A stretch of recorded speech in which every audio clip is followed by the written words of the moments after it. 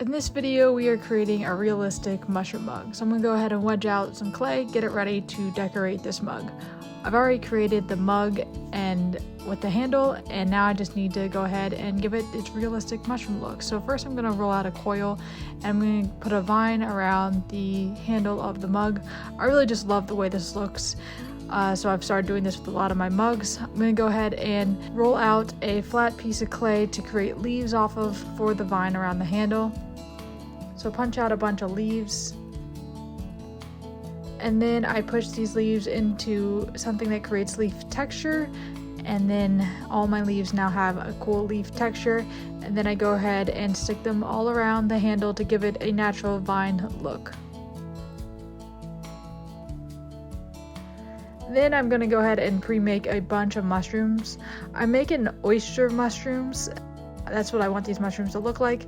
So I've made a bunch of different sizes, and I found it's the easiest is just kind of form them off of the table and just create their flared look. Here's the bunch of them that I made. And then I'm just gonna go ahead and put this on the side of the mug in kind of a realistic look, the way oyster mushrooms grow on the side of a tree.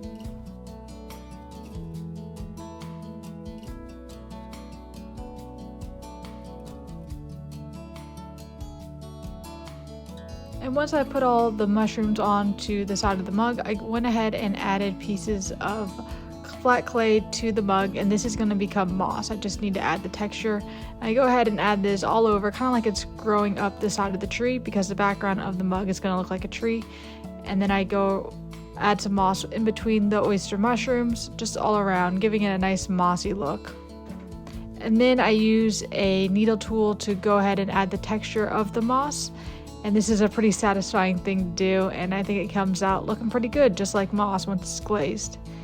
And here is the final piece before I add the texture of the tree in the background. So I put the mug into the kiln for its first pass, and now it is ready to be brought to life. So I'm gonna go ahead and add color all over this mug. First, I'm going to make the background look like a tree, so I'm painting it with iron oxide to give it a nice tree natural look. And then I'm gonna go ahead and sponge off a lot of this iron oxide because I want it to have a nice weathered look, and you don't want too much of it on your mug. Then I'm adding ivy glaze to the vine to give it a natural green look, and then I'm adding a kind of like a sand dollar color to the mushrooms, and I think this will give it a nice natural look that is really similar to the oyster mushroom color. Then I'm adding dark green to the moss, and now I'm going to go put it in the kiln, and I think it's going to look really, really good. Okay, so bad news for this mug, and I guess for me in a way, but I can no longer fire my kiln. I got just a family member who is just preventing me from doing that, so I can no longer fire my pottery. But I'm still gonna make pottery, but I think I'm just gonna smash them, make pottery and smash it. So I just want to show you the finished product of this, because it will never see the actual finished stage of it. But I think it came out so cool, and I think this is all gonna look beautiful.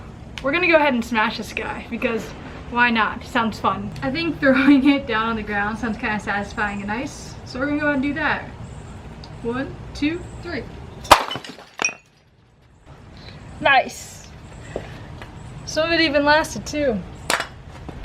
So stay tuned for my next videos, because we're gonna be making some pottery and smashing some pottery.